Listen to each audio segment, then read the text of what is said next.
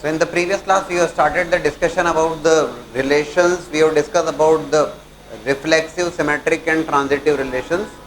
Now we are starting our discussion today from the question itself.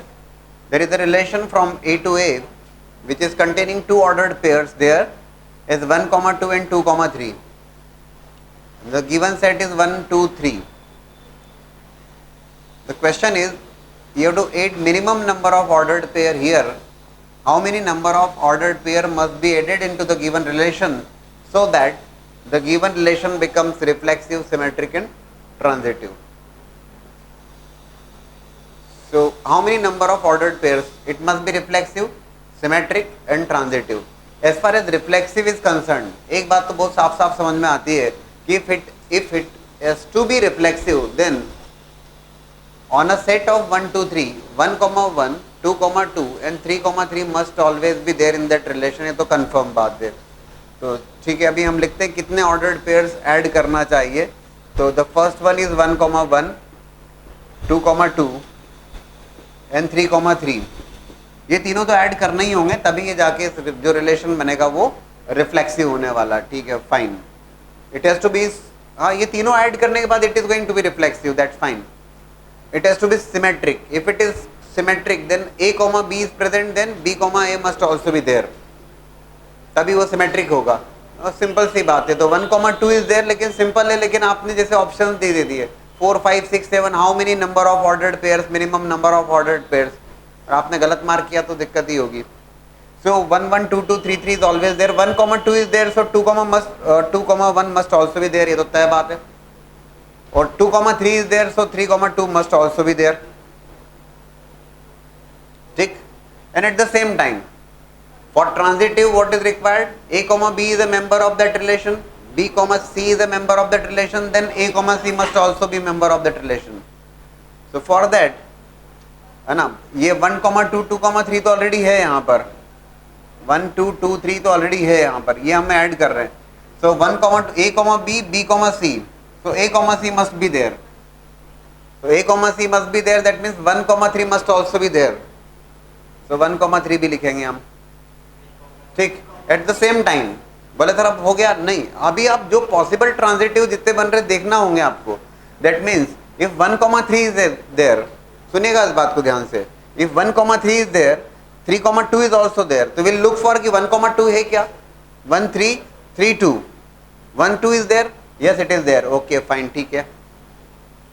ठीक. 2, 3 is there. 3, 2, 2, 2. That's fine. ठीक है. और कुछ देखना होगा? 3, 1. Where it is required? 3, 2. Then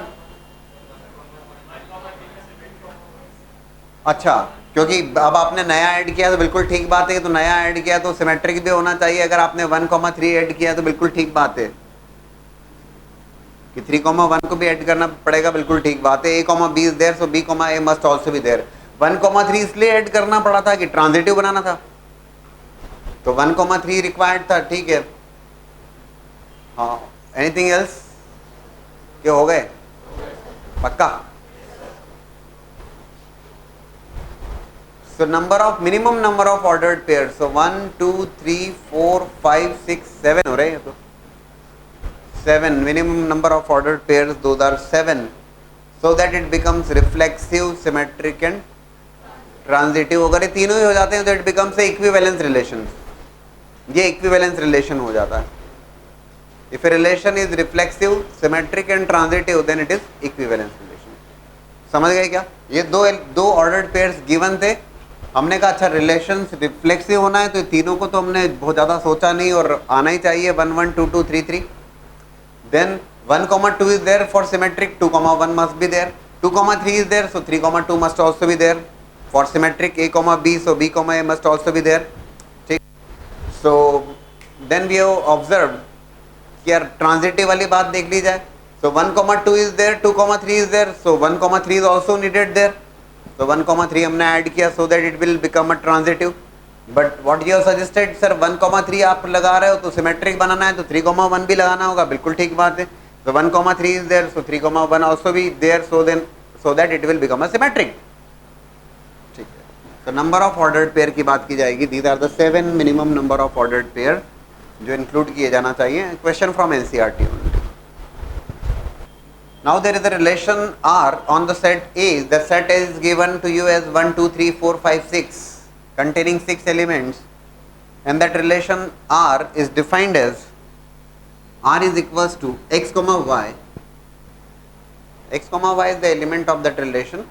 That y is divisible by x. जो relation है वो क्या है कि x comma y लिख रहे हैं तो y is divisible by x. You have to check for reflexive, symmetric and transitive. अब क्या बोलते हो आप, आपने क्या डिसाइड किया, क्वेश्चन आया गिवन टू यू, क्या लगता है आपको, रिफ्लेक्सिव, सिमेट्रिक, ट्रांजिटिव अगर तीनों होता है तो इक्विवेलेंस होगा. Reflexive, symmetric, transitive. रिफ्लेक्सिव की बात करें, if you have to check for reflexive तो x, x must be a member of that.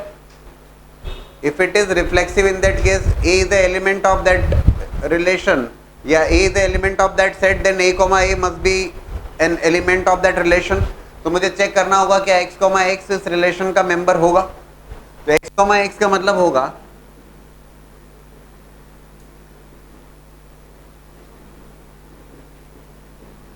तो x is divisible by x is very true. इसमें तो कहीं कोई दिक्कत है नहीं. तो x से डिविजिबल होगा, it is reflexive. But whether it is symmetric, if it is symmetric in that case, अगर मैं लिखता हूं कि x, y, what is x, y? If it is x, y, मैं लिख नहीं रहा हूं x, y, that means y is divisible by x is given in the problem.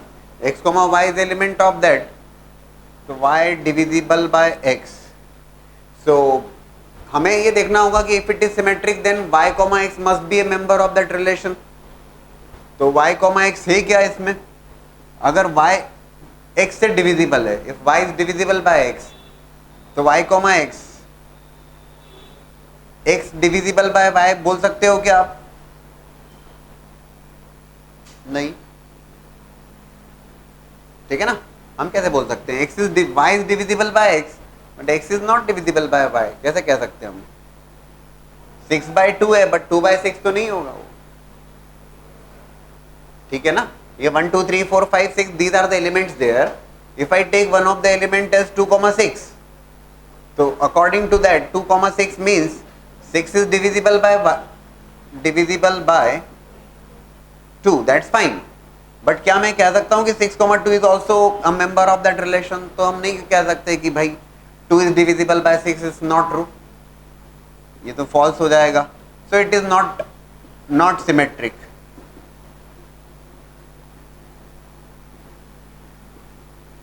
And then if you have to look for transitive, transitive से मतलब हुआ, transitive से मतलब ये हुआ कि x, y है ना, x, y, z जो है वो तीनों एलिमेंट्स हैं सेट A के, और x, y is a member of that relation. x, y belongs to R, which means y divisible by x. y, a, b, b, c, y, z is element of that relation.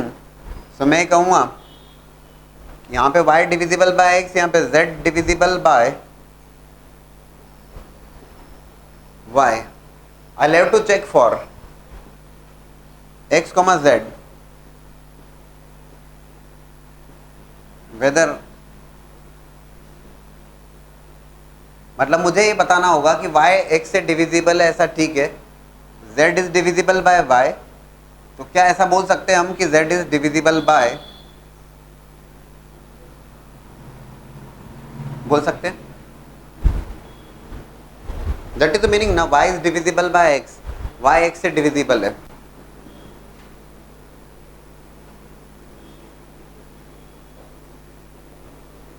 Let's say y by x is equal to some n1, divisible है तो n1 कुछ जो भी होगी वो integral value होगी, क्योंकि ये एलिमेंट्स 1, 2, 3, 4, 5, 6 है, ठीक है ना. z is divisible bye y.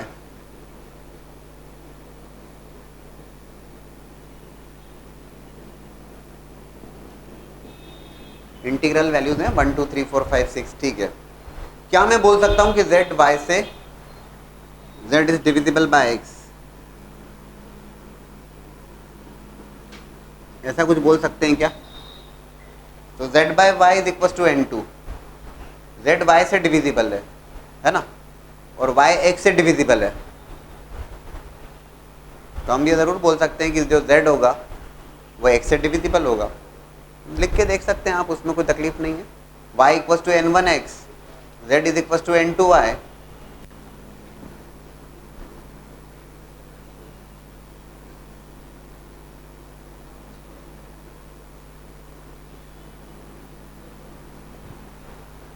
y को आप लिख दीजिएगा n1x,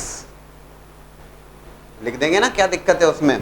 अरे तो बहुत बढ़िया ढंग से समझाया जा रहा है। z is equal to n2 n1 into X, n1 into भी कोई इंटीग्रल वैल्यू होगी, ठीक है। तो z बाय x इज क्लियरली डिविजिबल, या z is clearly divisible by x। n1 integer है, n2 इंटीजर है, तो n1 n2 is also going to be some integer value. n1 n2 जो भी होगा होगा, तो यही क्योंकि आप जो नंबर्स ले रहे हो वो तो 1 2 3 4 5 6 है, तो डिविजिबल है, तो जो भी पॉजिटिव इंटीजर वैल्यू आने वाली हो तो यस ट्रांजिटिव है। रिफ्लेक्सिव है, आप लोगों का जवाब था शायद ट्रांजिटिव, आप मना कर रहे थे, बट ट्रांजिटिव है। नहीं है ट्रांजिटिव, क्यों नहीं है? नहीं है तो क्यों नहीं है? यहां पे जब हम सॉल्व कर रहे हैं it is coming transitive.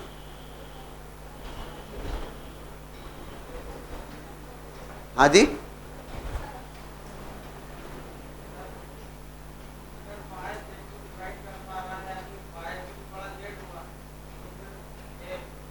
y is divisible by x है ना। when I say x comma y is a member of that, y comma z is a member of that, I'll have to check for x comma z is a member of that। अगर ऐसा है तो वो transitive होगा। मैंने कहा x comma y is element of that relation, that means according to this definition y is divisible by x, so I can definitely write y by x is equal to some n1, ठीक है। then y comma z is element of that relation, which means z is divisible by y, that means z by y some going to be some integral value there, fine। अब मुझे बताना है कि क्या x, z is a member of that relation. अगर है तो transitive है, नहीं है तो नहीं है। तो x, z है क्या, तो उसके लिए मुझे चेक करना पड़ेगा कि z डिविजिबल बाय x है क्या। तो z डिविजिबल बाय x के लिए मैंने बहुत ज़्यादा दिक्कत नहीं हुई, y इक्वल टू n1x और z is equal to n2y। तो n2y, y को अगर मैं n1x से रिप्लेस करता हूँ यहाँ पर, तो z will be equal to n2 n1x। तो सीधी सी बात है कि z is equal to n1 n2x, तो n1 इंटीजर है, n2 इंटीजर है, पॉजिटिव इंटीजर है, तो z is clearly divisible by x, it is going to be transitive.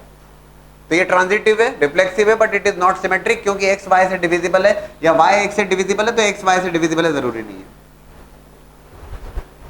Equivalence नहीं होगा क्योंकि ये सिमेट्रिक नहीं है। ये एग्जाम में आपको लिख के बताना होगा। Now the question is, there is a set of all lines in a plane and the relation is given to you as L1 comma L2 is a member of that relation, yeah, L1 L2 is the element of that relation, which means that that relation shows that line L1 is parallel to L2, L1 L2 is there, that means L1 L2 के parallel है। and again you have to check for reflexive, symmetric and transitive। reflexive के लिए अगर check करना है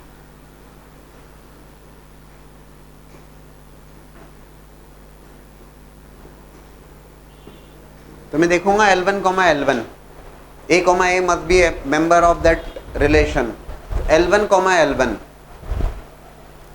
L1 comma L1 का मतलब हुआ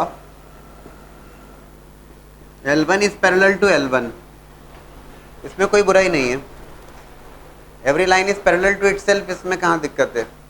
तो yes, it is going to be reflexive। line is parallel to itself, ठीक है। सिमेट्रिक,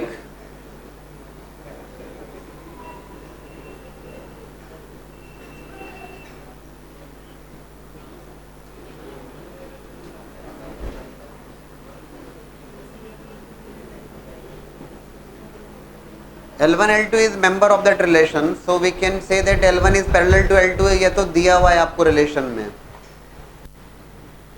तो L2 comma L1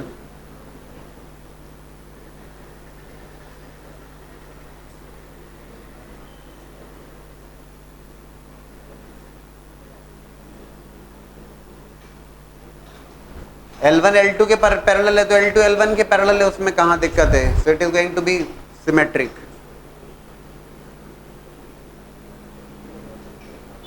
L1 L2 के पैरेलल है तो L2 L1 के पैरेलल है।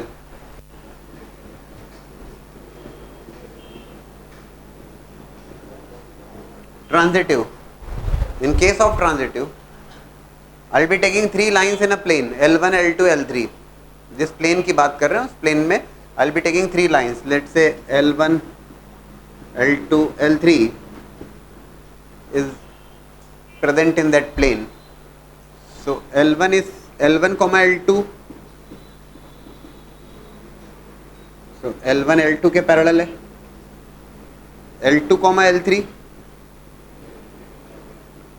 L2 is parallel to L3 और I'll check for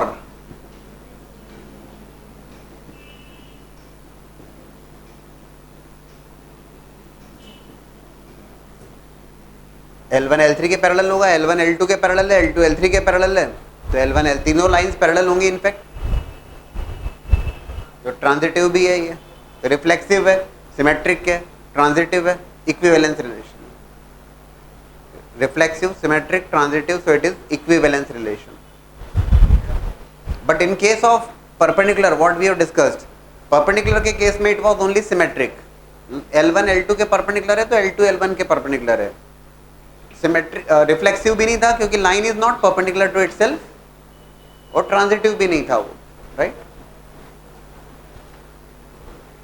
Now look for these two questions. Both the questions are from AIEEE previous year exams. Nowadays IIT Mains के syllabus में relation से in both the questions set is been given to you.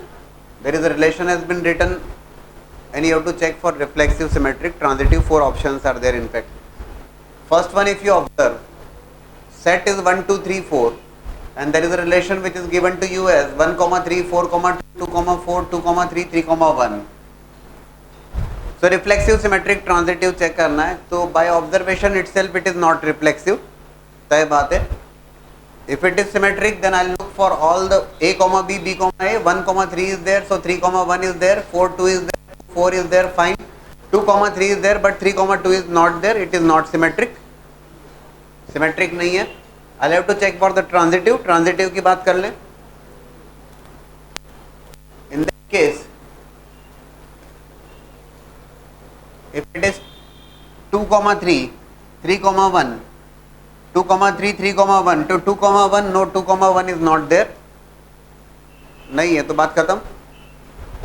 2, 3 is there, 3, 1 is there, so 2, 1 search कर रहा हूँ मैं, नहीं है तो तीनों ही नहीं है, it's not reflexive, symmetric, transitive, तीनों ही नहीं है ये, ठीक। If you look for the second one, 3, 3, 3, 6, 9, 12, these are the 4 elements in the set and that's the given relation to you. So reflexive तो तय बात है because 3, 3, 6, 6, 9, 9 और 12, is there, right? It is reflexive. I'll look for symmetric. Symmetric तो नहीं है, कहीं से कहीं तक भी 3, 12, 3 is not there. Transitive कोई स्कोप नहीं, ठीक है। 3, 6 is there, 6, 12 is there, तो 3, 12 is there, बट और कुछ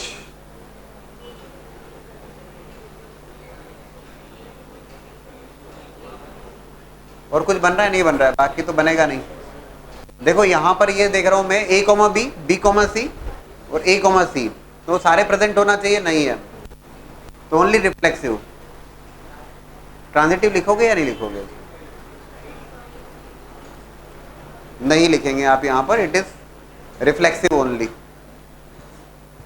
Now the question again from EEE exam, that there is a set of words in English dictionary denoted by W. W, Cartesian product of W with W, and there is the relation which is x comma y, which is clearly a subset of Cartesian product of W with W, and that relation represents that words x and y have at least one letter in common, at least one letter common is there।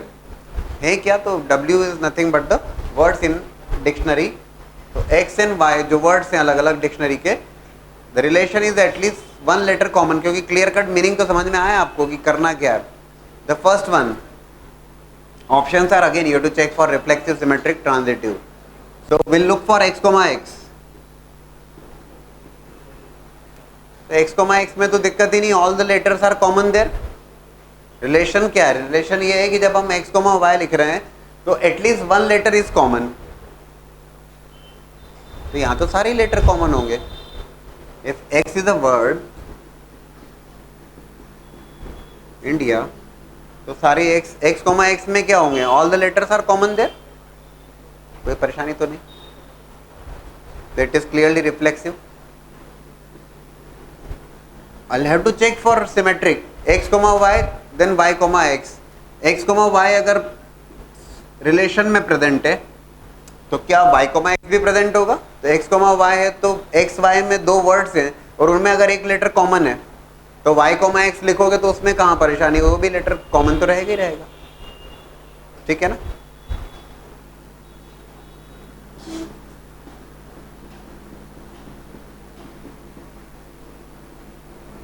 बताओ जरा.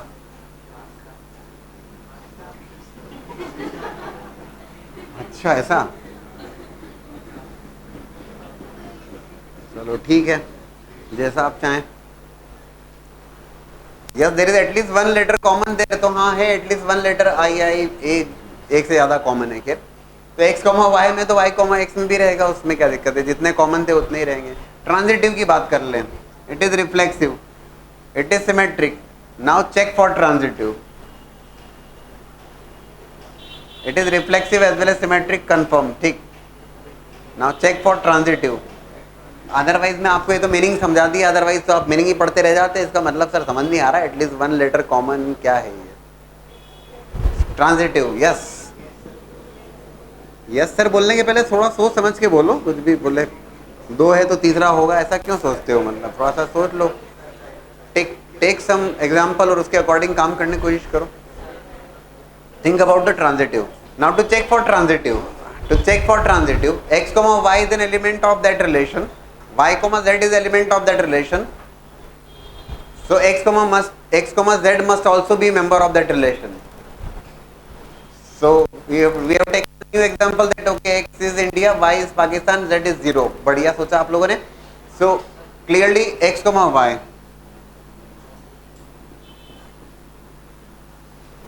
दोनों में common है, तय बातें है. y comma z, because yes p is common there, but if it is transitive then x comma z must be element of that relation. लेकिन हम देखते हैं इन x और z में कुछ भी कॉमन नहीं है.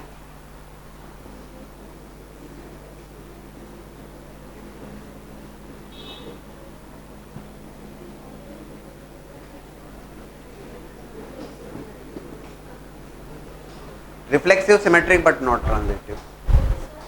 आप ये कहेंगे सर कुछ तो हो सकते हैं, शायद आप यही बोलेंगे सर कुछ तो ऐसे एग्जाम्पल होंगे, लेकिन कुछ से काम नहीं चलेगा, है ना? सारे होना चाहिए उसमें तक.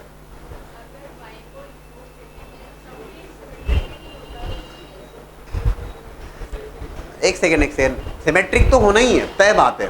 सिमेट्रिक इसलिए होना है कि x कॉमा y अगर एलिमेंट है, ठीक है ना? आपने कहा कि इधर y को यूरोप ले लें तो x comma y must B member of that relation. तो उसमें तो कॉमन ही नहीं है, तो आप कैसे लोगे उसको? You can not take that example. भाई x comma y according to the symmetric, what is the meaning of symmetric? If x comma y is an element of that relation, मतलब उनमें कॉमन होना चाहिए. तो x कॉमा y अगर उस relation में है तो y कॉमा x भी होगा. ऐसा तो अगर मान लीजिए आपने कहा सर हमने x इंडिया लिया और y जो है वो यूरोप लिया, तो वो तो कॉमन ही नहीं है दोनों में कुछ. So you cannot take that example. दोनों में कुछ तो x कॉमा y में कॉमन है तो y कॉमा x में कॉमन होगा. समझ रहे हैं ना? आप ये जरूर कह सकते हैं कि कुछ ऐसे वर्ड्स जरूर हो सकते हैं जिसमें x comma y comma z और x कॉमा z आ जाएगा, तय बातें हो गई.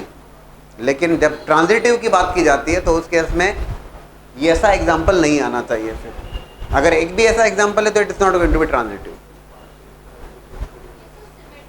सिमेट्रिक में तो सवाल ही नहीं उठता. सिमेट्रिक में तो कोई इशू ही नहीं है, क्योंकि x comma y is an element of that relation. अब आप सोचो कि x कॉमा y, आप अब एक छोटी सी बात सोचो कि x, आप चलिए आप बताइए x वर्ड, कुछ भी बोलिए।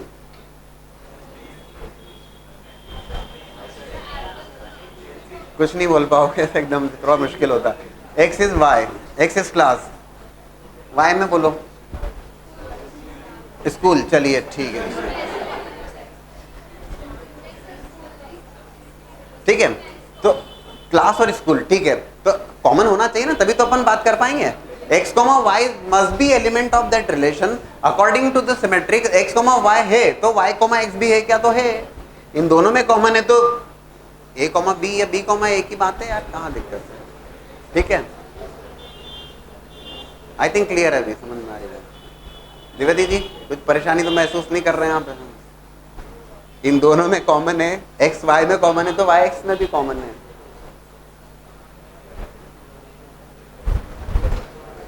Now there is a set of triangles in a plane and two relations are there. If I write t1, t2, t1, t2, these are the elements present in that plane, these are the triangles in fact. The first relation is t1, t2 is the element of that relation which shows that t1 is similar to t2. Triangle t1 is similar to t2. You have to check for the equivalence relation. And the second question is also there for the same set of triangles there, and which shows which says that t1 is congruent to t2. And again you have to check for the equivalence relation. Directly बात की जाए, t1 is similar to t2. If I discuss about the first question, और बहुत ठीक ढंग से अब समझ में आना चाहिए, that if you check for the reflexive, definitely you are going to look for t1, t1, and you are going to look for whether this t1, t1 is a element present in that relation. So it is always there. Every triangle is similar to itself. It is reflexive. t1, t2 is present in that relation. It is already there. t1 is similar to t2. So it's obvious that t2 is also similar to t1. It is symmetric. And if t1, t2, t2, t3, t1, t2, t3 are the triangles present in that plane. t1, t2 is element present in that set. t2, t3 is element present in that set. That means t1 is similar to t2, t2 is similar to t3. Whether t1 is similar to t3? तो yes it is. t1 t2 के similar है, t2 t3 के similar है, तो t1 t3 के similar जरूर होगा। Reflexive है, सिमेट्रिक है, ट्रांजिटिव है, इक्विवेलेंस रिलेशन है, and same is applicable for congruent also. Every triangle is congruent to itself. t1 is congruent to t2, so t2 is also congruent to t1. And for transitive, t1 is congruent to t2, t2 is congruent to t3, so t1 is also congruent to t3. It's also equivalence relation.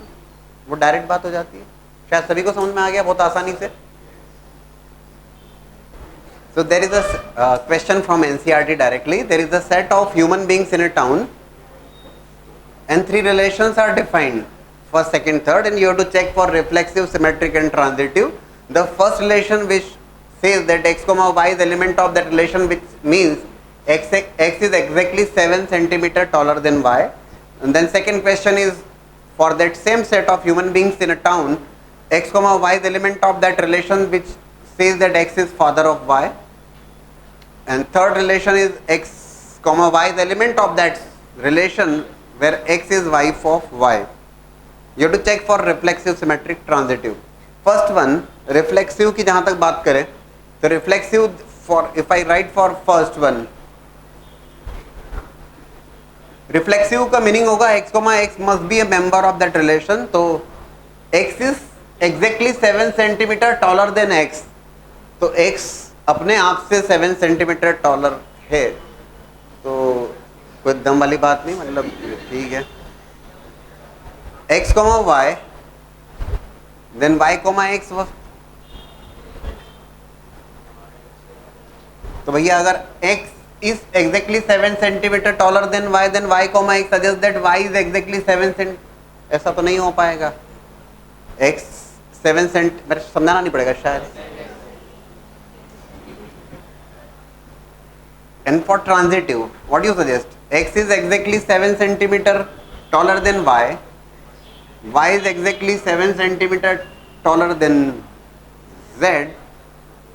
तो x, z ऐसा होगा क्या कि x is exactly 7 centimeter taller than z? नहीं होगा. x 7 centimeter taller than y और y 7 centimeter taller than z, तो x is 14. ठीक समझे आप लोग? तो इट इज नॉट ट्रांजिटिव. तो ये तीनों ही नहीं है, ना रिफ्लेक्सिव है, ना सिमेट्रिक है, ना ट्रांजिटिव है. अगले दो कुछ और interesting. x is father of y, तो x is father of x, तो बात बनती नहीं, not reflexive. x is father of y, so y is father of x, तो गड़बड़ हो जाएगा. x is father of y and y is father of z, so x is father of z नहीं, दादाजी हो जाएंगे. ठीक है, चलो ठीक है.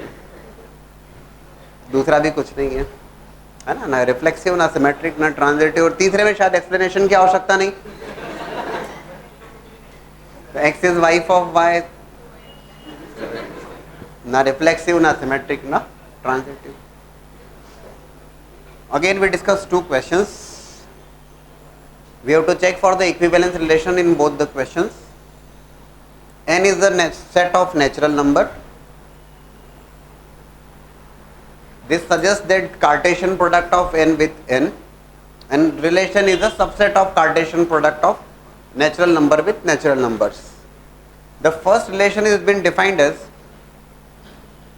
Cartesian product में क्या होगा, ordered pair आएंगे, और ordered pair जो लिखे गए हैं A, B, C, D, that has been mentioned as these are the natural numbers 1, 2, 2, 3, A, B, C, D, like that. These two different question. In the first relation, A, B is related with C, D as A plus D is equals to B plus C. First we discuss the first one.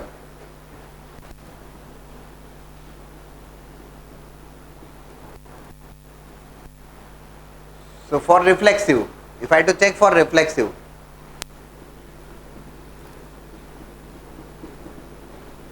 how you are going to check? That relation is A plus D is equals to B plus C, है ना.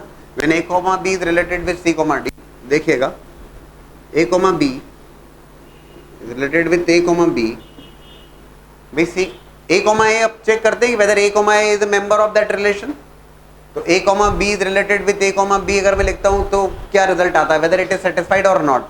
इसके according जो होगा A plus D, this is A plus D is equals to ये B plus C, that means B plus A. Yes, it is true. A plus B is clearly equals to B plus A. It is reflexive. That is the meaning. A plus B is equals to B plus A. Yes, it is reflexive relation. Second one, symmetric. How you are going to check for the symmetric? A, B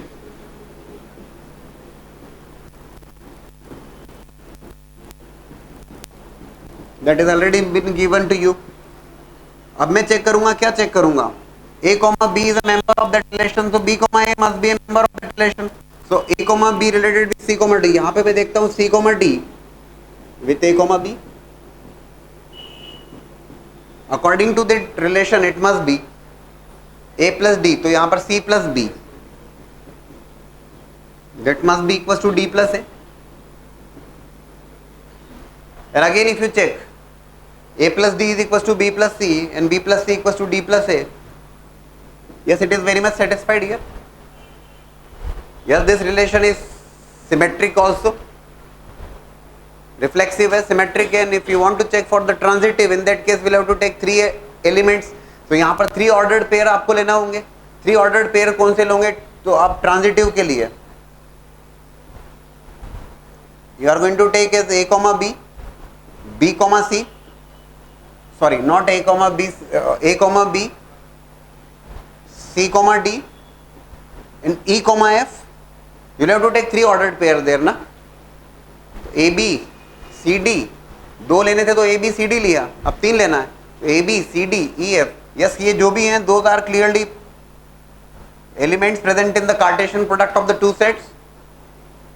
transitive का मतलब होता है कि A comma B is a member of that, B comma C is a member of that, तो A comma सी भी उसका member है क्या, ये देखते हैं हम लोग. So the first one, A comma B with C comma D, according to that A plus D is equals to B plus C, which has been the given relation. ठीक है. Now C comma D with E comma F, C plus F is equals to D plus E. अब मुझे ये check करना है, क्या check करना है, क्या चेक करना होगा for transitive, A B with E F,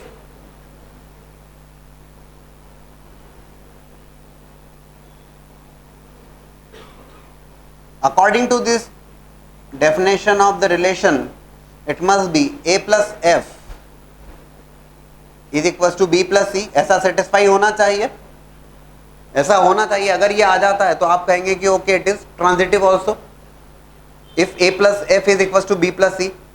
तो बहुत ज़्यादा दिक्कत तो शायद नहीं आने वाली है आपको, because what you will observe that a plus d is equals to b plus c, c plus f equals to d plus e.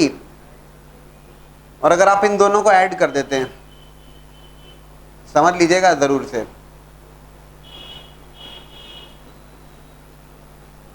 That would be equals to b plus c plus d plus e,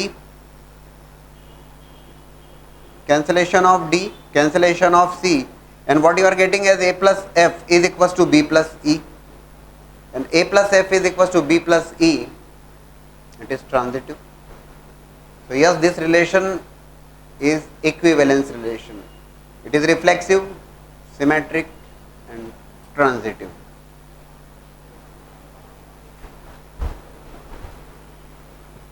Now we'll check for the second relation. A, B, C, D, E, F ये सब ordered pair हैं which are clearly element present in the Cartesian product of natural number with natural number. We are very much aware of sets, we are very much aware of Cartesian product of two sets, and we are very much aware that every relation is a subset of Cartesian product of the two sets. So now to check for the reflexive, symmetric, transitive for the second one,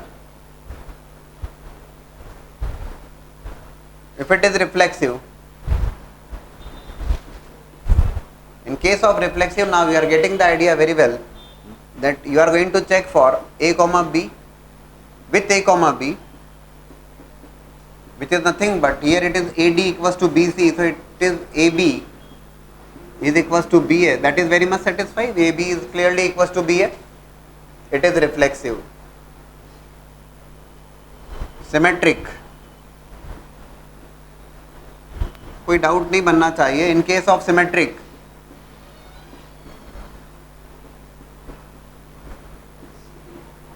AD is equals to BC.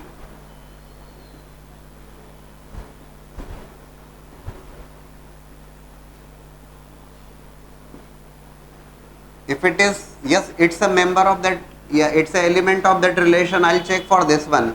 So according to this, CB is equals to DA. ठीक है, AD BC है तो BC AD it's perfect. It is symmetric also. To check for the transitive, now you are very much aware that I am going to take three ordered pair as AB, CD and EF.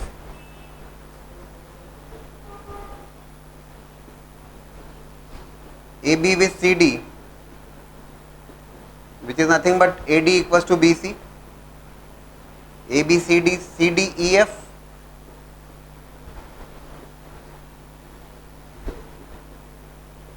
With the help of that definition of relation which has been mentioned here, that is CF is equals to DE. Now I'll check whether A comma B is related with E comma F है या नहीं है. That means I have to check for AF is equals to B. ऐसा hold करता है या नहीं करता है, ठीक है ना, क्या लगता है आपको? If you just multiply these two, अगर इनको आप मल्टीप्लाई कर देते हैं तो it will become ADCF and it is BCDE.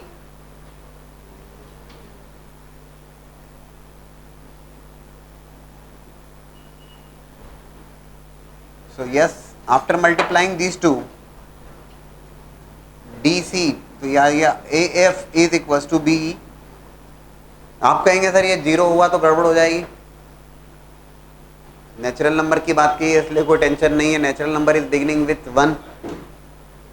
Otherwise हम ऐसे कैंसिलेशन नहीं कर सकते जैसे कर दिया हमने, क्योंकि कैंसिलेशन करने में वो नंबर अगर जीरो हुआ तो दिक्कत है ना.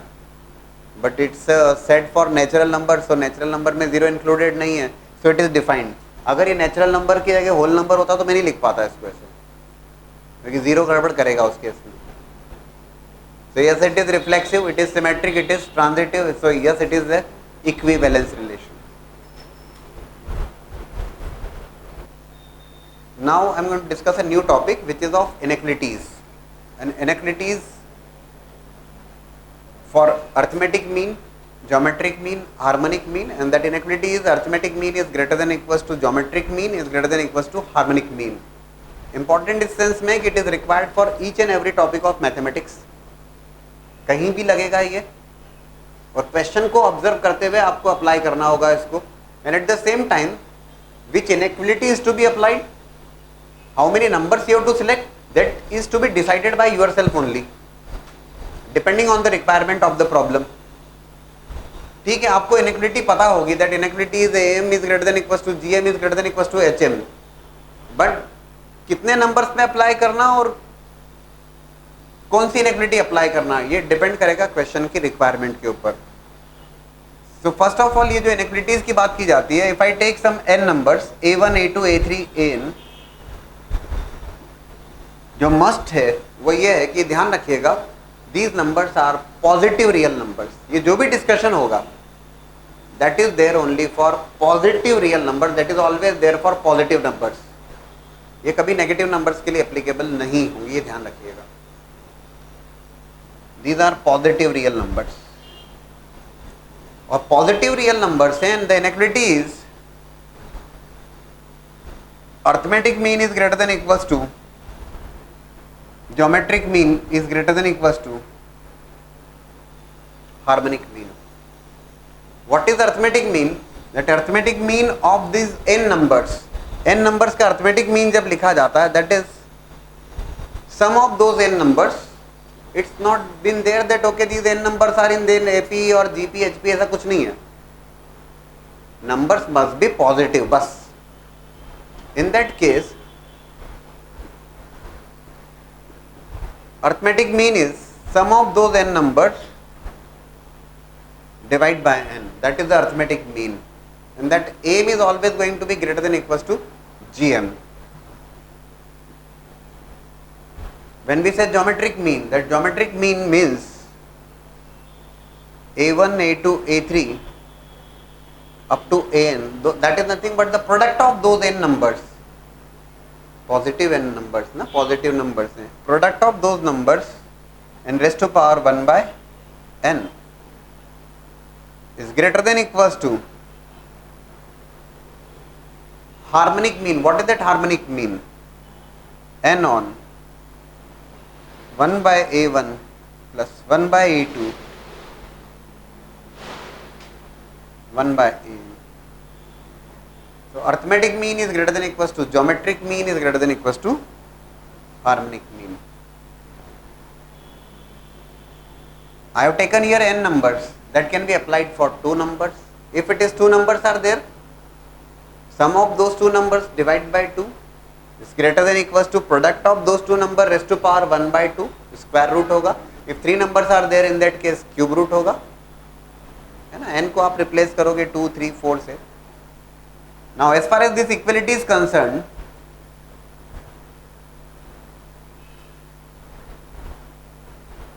equality holds when numbers are same.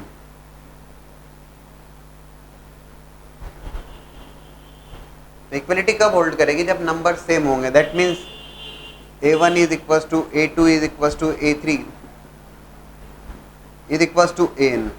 If numbers are same, in that case equality is there. In that case equality is there, that means am is equals to gm is equals to hm. रख के देख सकते हैं आप.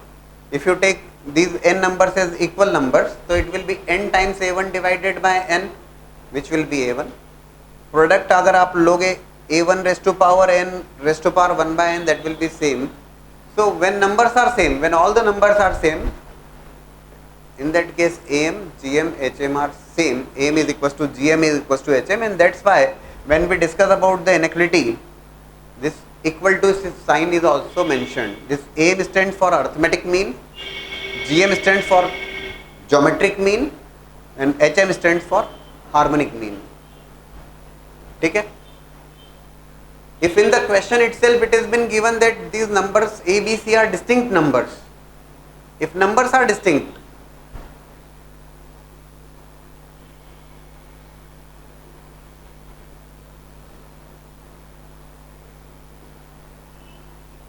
if numbers are distinct,